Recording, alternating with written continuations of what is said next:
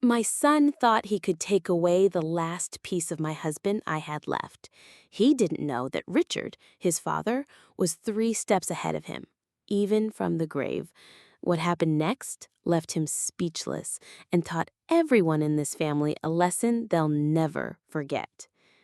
If you've ever dreamed of serving justice to someone who wronged you, smash that like button, subscribe, and buckle up, because this story of betrayal, foresight, and sweet, sweet justice will stay with you long after it's over. The cabin wasn't just wood and stone. It wasn't just a roof, 4 walls, and a place to sleep. For Eleanor, it was the beating heart of her marriage to Richard. Every scratch on the wooden porch told a story. Every creak in the floorboards carried laughter, late-night talks, and the kind of arguments that only real love survives. When Richard died, the cabin became a shrine of sorts. Not a cold one, but warm, filled with echoes of his voice, the scent of pine he loved so much, and the quiet reminder that their years together had mattered. It was here that Daniel had learned to walk. Here he had caught his first fish with Richard's steady hands guiding him. And here, years later, Eleanor found herself alone, clutching coffee mugs meant for two. So when her son, her own flesh and blood, tried to give that place away as if it were some disposable asset, it wasn't just property he threatened. It was her past, her love, her memories. It began innocently enough, or so it seemed. Daniel had married Sandra, a bright woman with a sharp smile.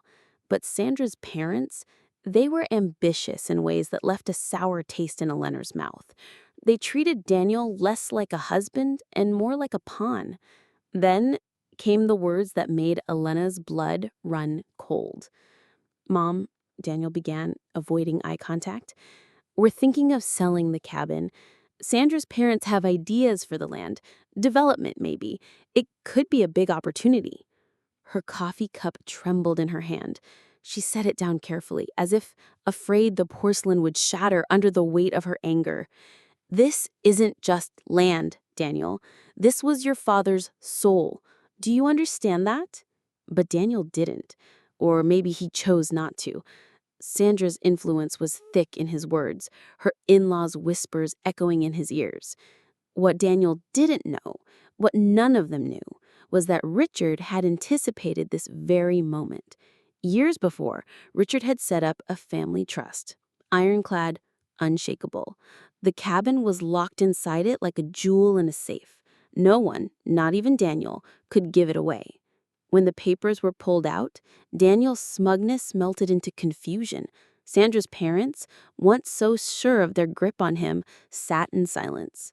And Eleanor, for the first time in years, she felt Richard's presence not as absence, but as triumph.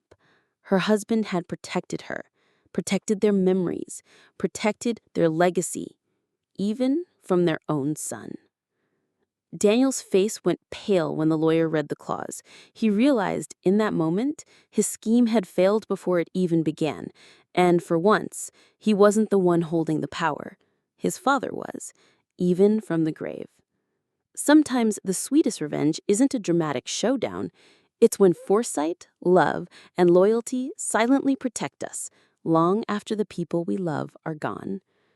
If this story gave you chills, drop a like and tell us in the comments, what's the most satisfying revenge you've ever witnessed?